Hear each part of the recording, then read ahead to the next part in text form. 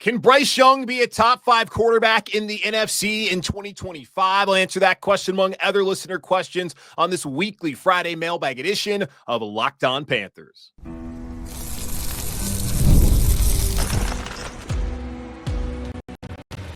You are Locked On Panthers, your daily Carolina Panthers podcast. Part of the Locked On Podcast Network, your team every day.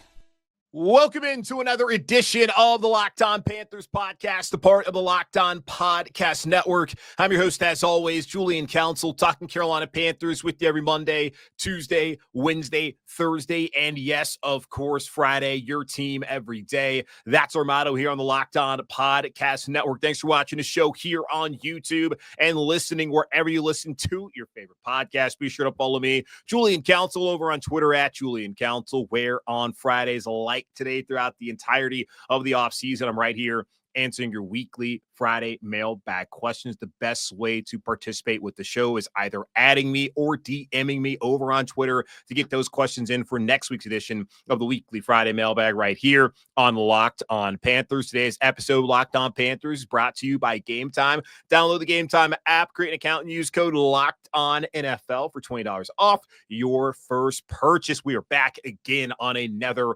off-season Friday championship Sunday in the NFL going on this Sunday as the Chiefs and the Bills facing off there at Arrowhead Stadium. And then for the NFC, the Eagles hosting the Washington Commanders, and NFC East showdown for a chance to go to the Super Bowl down in New Orleans. And hopefully the Carolina Panthers can be playing on Championship Sunday this time next year. I wouldn't bet on that currently. We need to see what the defense is going to look like and what other offensive additions are made, and filling out the rest of the coaching staff, of course, here in Carolina. But one key to potentially being there, as you look at Washington, would have anyone this time last year when they were hiring Dan Quinn, I don't even know if Dan Quinn was the head coach yet, but did anyone foresee the Washington Commanders of all teams playing for a trip to the Super Bowl right this weekend? I don't think anyone saw that before the season.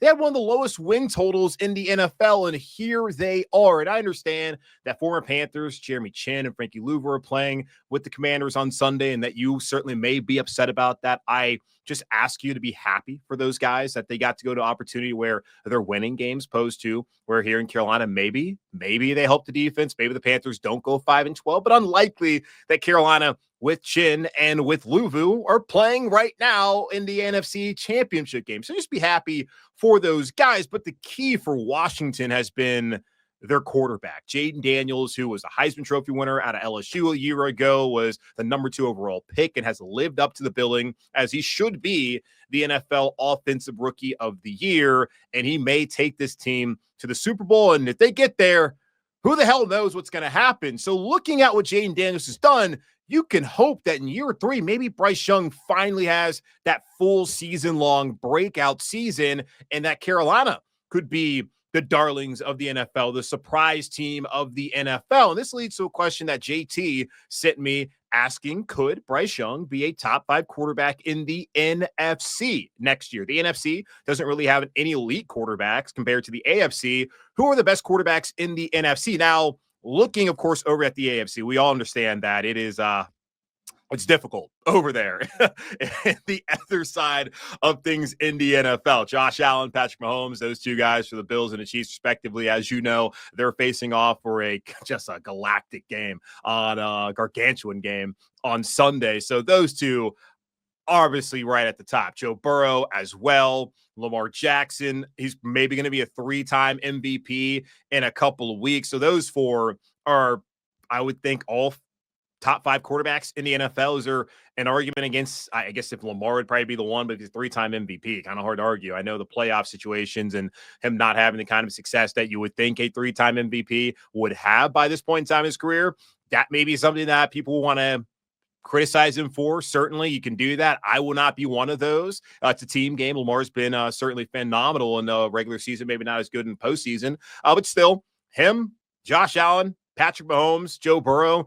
I can't think of a single quarterback in the NFC that's better than any of those guys. Tua Tagovailoa, on a good day, he's pretty good. The Patriots think they have something in Drake May, but still plenty that needs to be seen from that. Pittsburgh, has no quarterback. Cleveland has no quarterback right now. The Texans, C.J. Stroud has been good for them. Colts don't have a quarterback. Jacksonville, I think Trevor Lawrence is underachieved up to this point in time, and maybe with Liam Cohen now as his OC or his head coach, but both his OC and head coach, basically the play caller, maybe things can turn around. Tennessee doesn't have a quarterback. Bo Nix look really good for Denver with Sean Payton. The Raiders don't have a quarterback. Justin Herbert, I think, is good. But yeah, it's Allen, Mahomes, Burrow, and Jackson as the top 4 quarterbacks in the NFL, and they all reside in the AFC. So absolutely, that is the case. You look over in the NFC, going into next season, like Jalen Hurts will be back in Philadelphia. He has been really good at times. He's also struggled at times in the passing game this season. Jaden Daniels, he's been phenomenal, been a revelation up there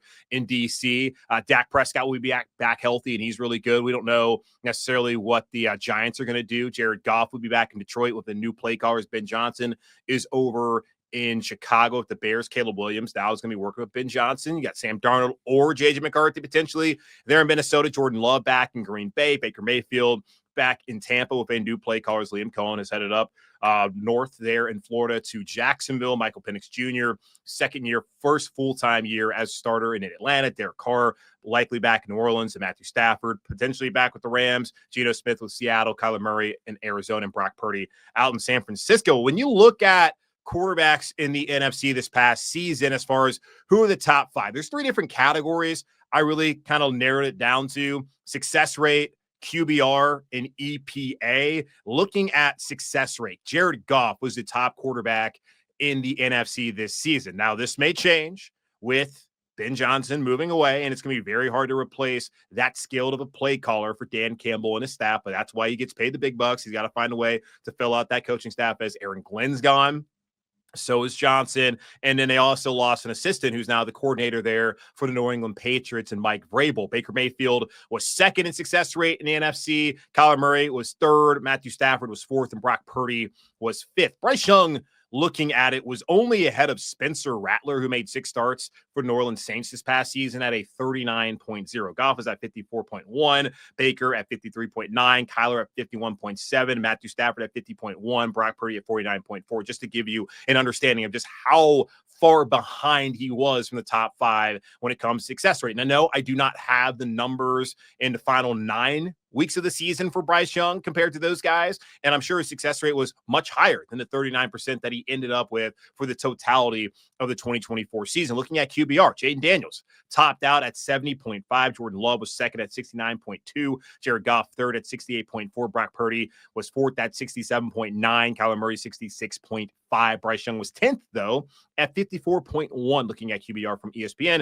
And then finally, EPA, expected points added, a stat out there. Jaden Daniels also topped that out at a just gaudy 98.4. Baker Mayfield was second at 83.5. Kyler at 82.9. Sam Darnold at 76.7. Jared Goff at 75.5. Bryce was 13th at 44.8. Just to give you an understanding of just how much better he must be for a full season to be in the top 5 of that category. And let's understand, too, like Dak Prescott did not play for the majority of the season with an injury.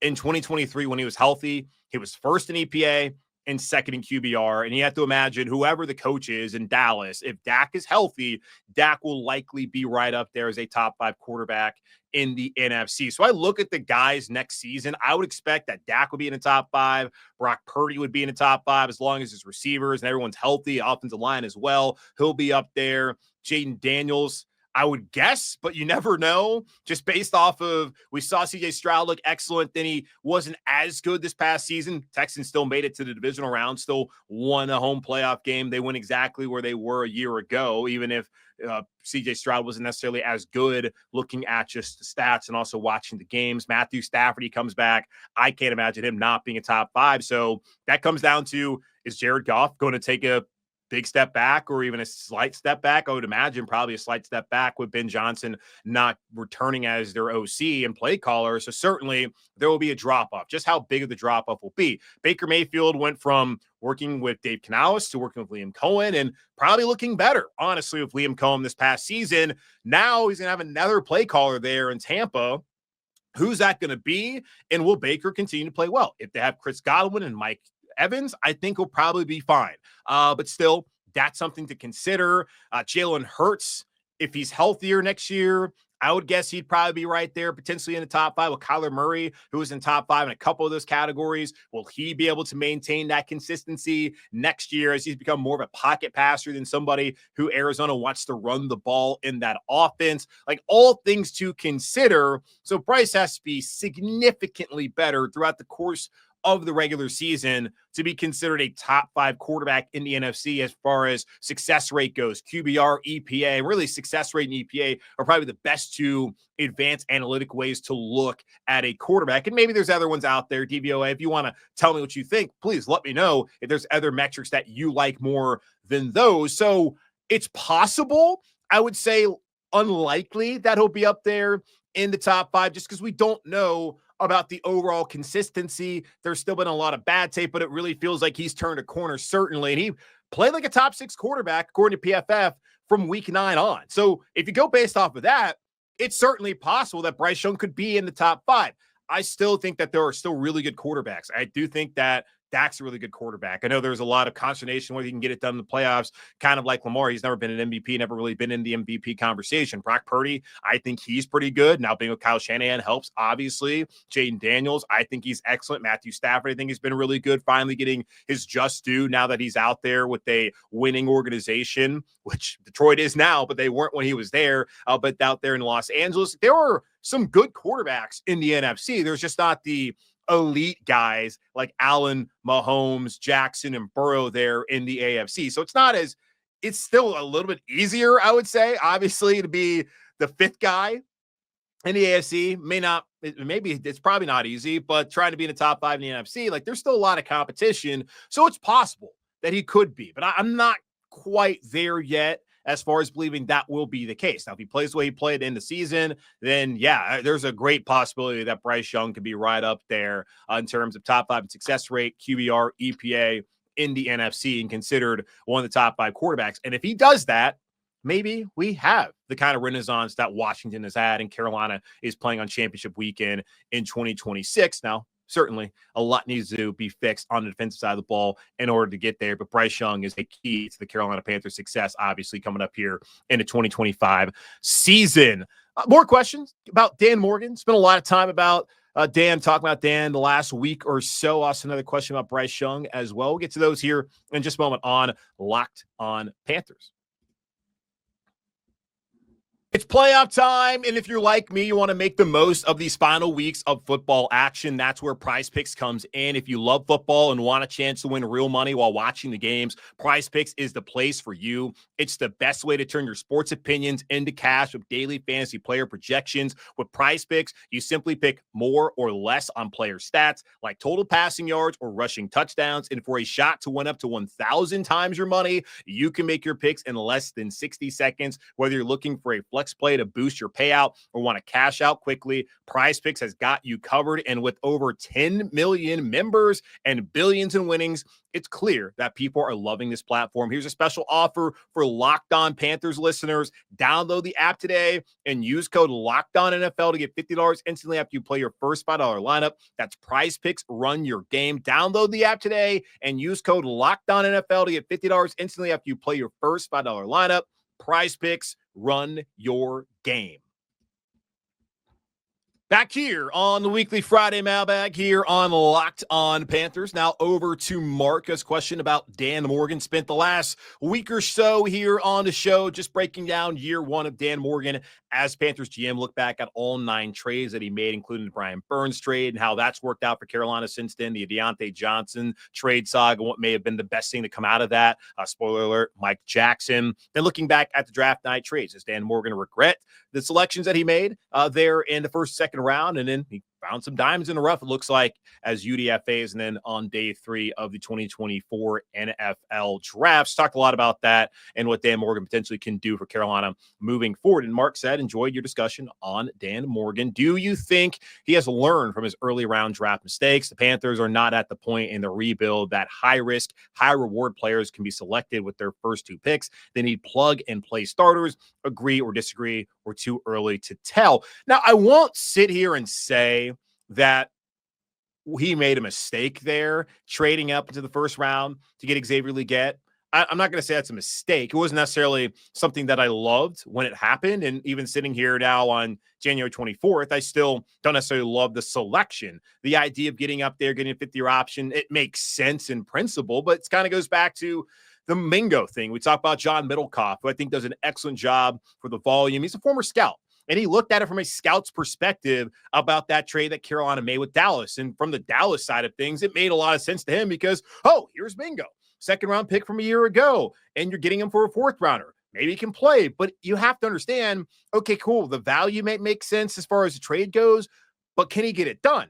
And as far as Legette goes, trading up, barely giving up anything, which was a fifth-round pick, and even be able to get that fifth-year option as well, that's all well and good as long as you select the right guy and that he proves worthy down the road for the fifth-year option. Like, that's always been my thought about the entire situation. So, cool.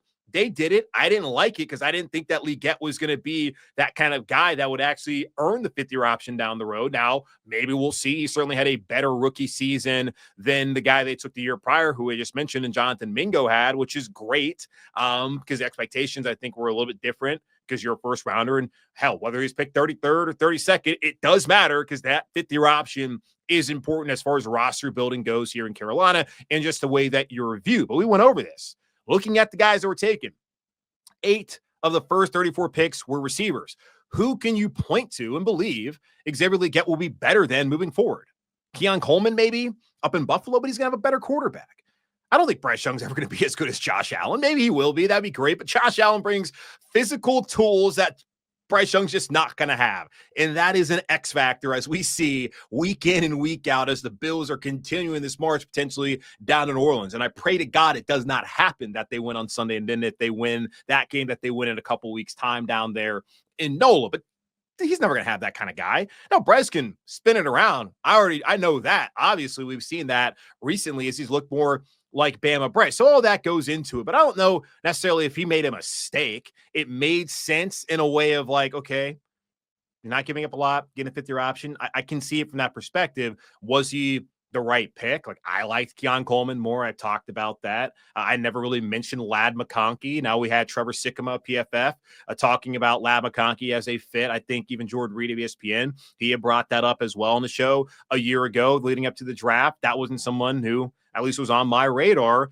There's still time for Xavier Legette to end up being that kind of guy for the Carolina where it made a lot of sense. And also, you talk about plug-and-play starter, Mark. Well, that's what he was. He had to earn his spot first off, and it wasn't going to be that difficult because Mingo can't play, but he earned it, and he held on to it. So he was a plug-and-play starter. You look in the second round, I didn't love the idea of drafting a running back in the second round. Now, certainly trading back up to get one didn't really make a lot of sense. Now, the trade back from 39 to 46, where I guess it was 50-something, 52 with Los Angeles made a lot of sense because you got that second rounder coming up here in 2025 and then getting back up there with Indianapolis to get Jonathon Brooks. Sure, if you believe running backs are important moving forward and that you're going to value them, which this organization has come out and said they're going to do, and they've certainly shown it by their actions via the trade up to get Brooks and extending Chuba Hubbard as well.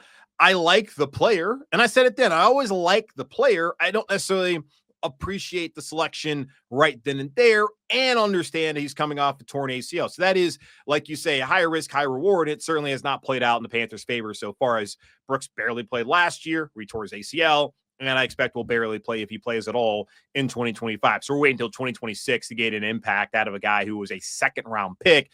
And as you mentioned, like, that is something that Carolina cannot afford to do at this point in the rebuild. They got a guy who's starting at receiver for them in the first round.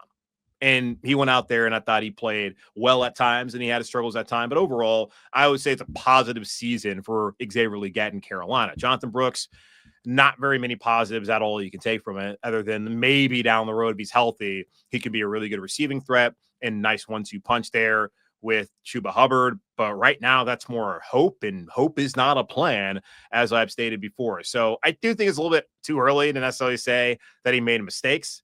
I can't say that just yet. Let's see how things play out over the next couple of years. I don't know. Giving myself 2 years time to talk about that is a little crazy, you might think, but we need to see it play out a little bit more down the road to whether to know that that was indeed a mistake that he made by taking those two guys early on. But I do in principle, kind of understand and like his logic in a way when it came to both decisions. The execution maybe was not necessarily perfect, which it rarely is.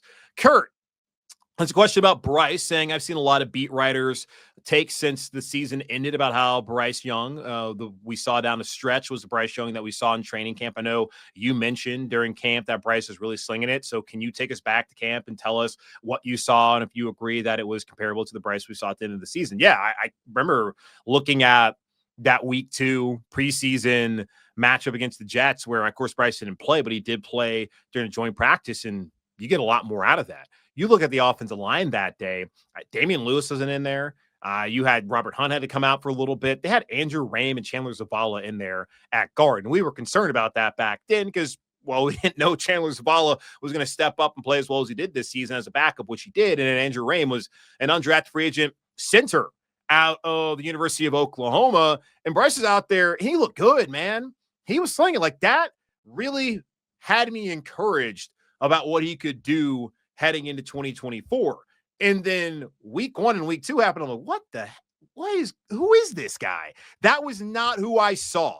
So I agree with that. I was out there for, I don't know how many, like half a training camp. I didn't go every day, but I was out there for at least half of the training camp practice. I was there during joint practice with the Jets. I saw a better Bryce Young that day. Like there was plenty of times throughout training camp where I was not wowed. I only take so much out of training camp to begin with anyways. But I was not certainly wowed by Bryce in the passing game. The ball hit the ground a decent amount of times. The defense looked fine, but it's like you only take so much out of it anyways. But that's when you get to the joint practice situation. That's where you can really take a lot. And what I saw was a guy who looked a lot closer to the guy that we saw in the second half of the season. And week 1, week 2, unrecognizable. I didn't know who that was. I had never seen that Bryce Young. Even in 2023, I hadn't seen that Bryce Young. We hadn't seen that Bryce Young. So, yeah, he got back to being Bama Bryce. Really, he also got back to being the Bryce that we saw versus the Jets in joint practice. And I'm happy that is the case and that we didn't see that guy we saw in week 1 and week 2 because, good Lord, that was terrible. All right, 2 more questions here. I'll get to them on the other side here on Locked on Panthers. I love going to live events, whether it's sports, music, theater, or comedy. One of my favorite memories was attending a concert last year. The energy and excitement were unforgettable. Now, Game Time has made it even easier to get tickets for your favorite events with their new feature, Game Time Picks. This feature filters out the fluff to show you only incredible deals on great seats, so you don't have to waste time searching through thousands of tickets. And plenty going on still, even though football is almost over. Go check out the Hornets if you're willing to stomach that. Go check out Charlotte or Davidson men's basketball, women's basketball as well in the area if you want to do that. Checkers games, all that over on Game Time. Take the guesswork out of buying tickets with Game Time. Download the Game Time app, create an account, and use code LOCKEDONNFL for $20 off your first purchase. Terms apply again. Create an account and redeem code LOCKEDONNFL. That's LOCKEDONNFL for $20 off. Download Game Time today. What time is it? Game Time.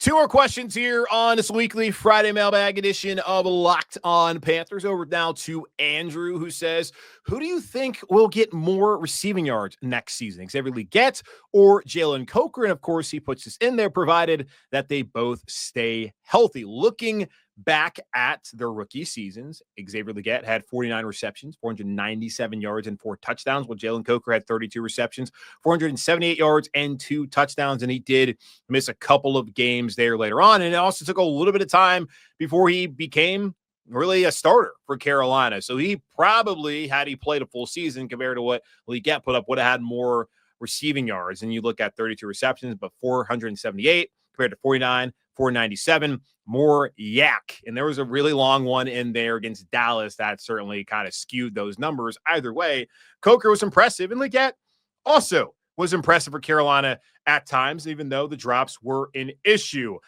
I still believe that Xavier Legette has not unlocked the yards after the catch that we want to see and that we saw from him in that final season in Columbia with Spencer Rattler, just launching it downfield to him on a consistent basis there at the Gamecocks. That is still something that he is going to do. And we just did not see it last year. It's unfortunate. Wanted to see it. I think that ability is something that will allow him to have more receiving yards. I also think because he was a first-round pick, politics of the NFL, he's going to get more opportunities likely than Jalen Coker because of what was invested in him. I know that they already showed us that he's got to earn a spot. Did the same thing with Bryce Young when they benched him. He had to re-earn his spot once he got in there. They never were saying that, yeah, Bryce Young guy moving forward. It took a couple weeks for that to be the case.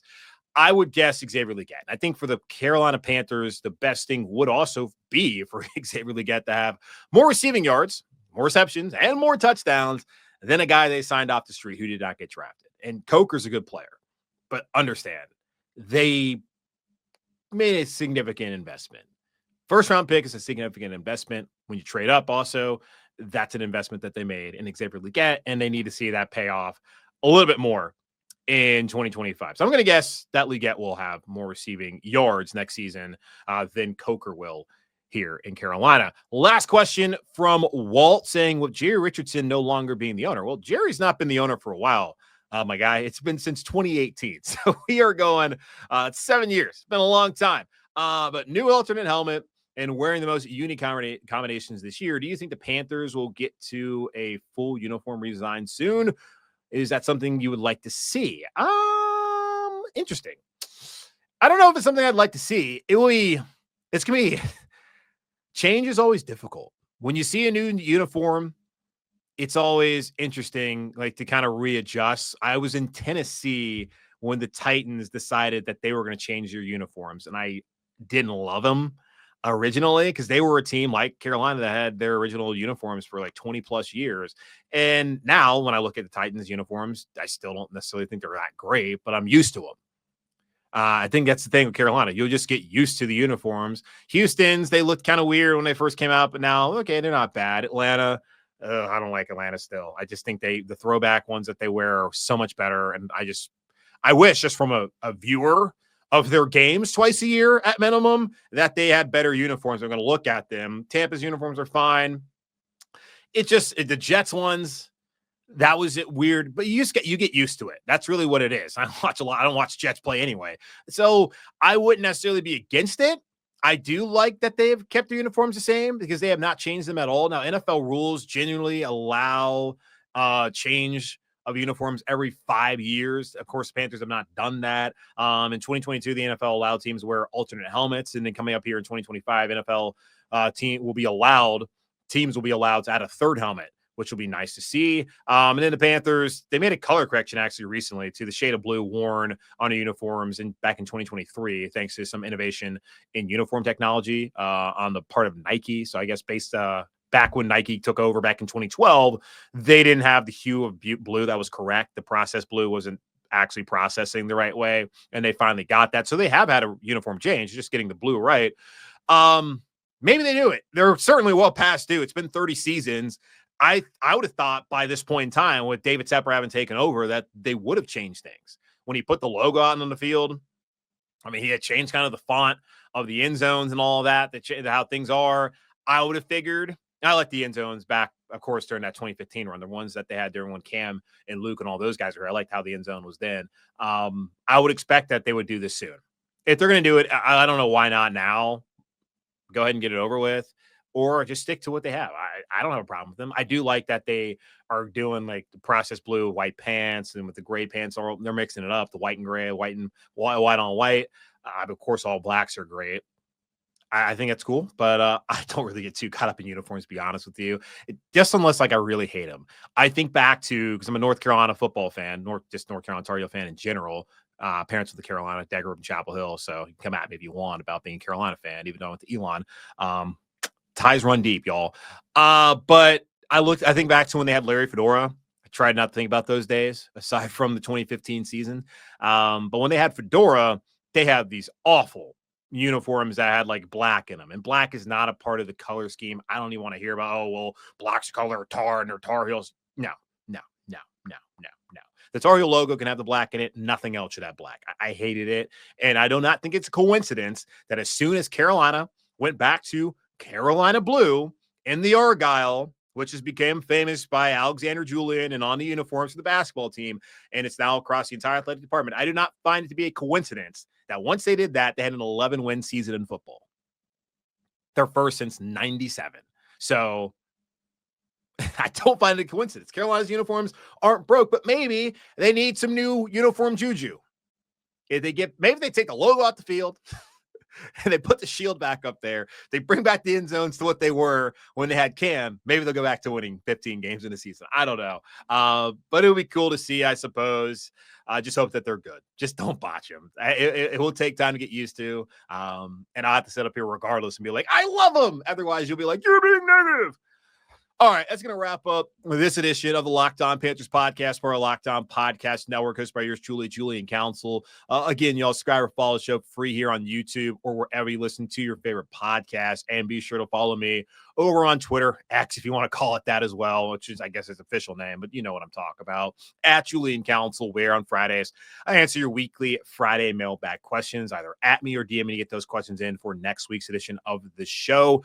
But in the meantime, be safe. Be happy, be whole. As always, keep pounding. And next week, we'll start looking at each position here in Carolina, reviewing what they did in 2024, what they need to do to improve in 2025. But on Monday, going to talk about the free agents and guys who are also potentially could be cut by Carolina, open up some cap space, and talk about who should stay and who should go. So all that coming up here on Monday on Locked On Panthers.